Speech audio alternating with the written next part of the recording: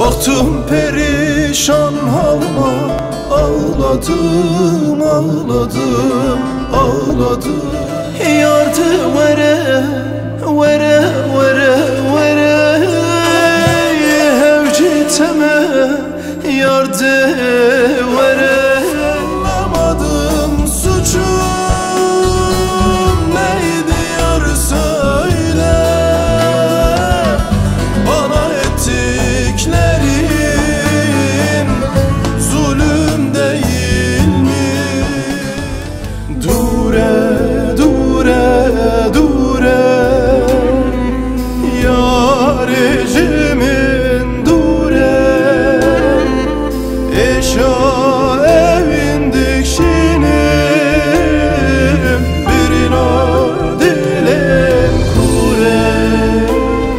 Çekilmiyor, çekilmiyor yaban eller, yaşanmıyor. Hasret kaldım memlekete, gurbet eli çekilmiyor. Oy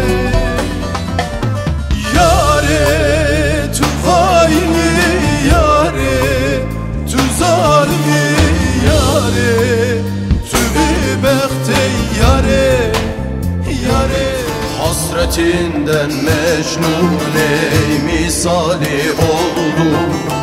Ne hale düşmüşüm ey yâre, yâre, yâre, yâre, yâre, yâre, yâre, yâre, yâre, yâre. Gör de sonra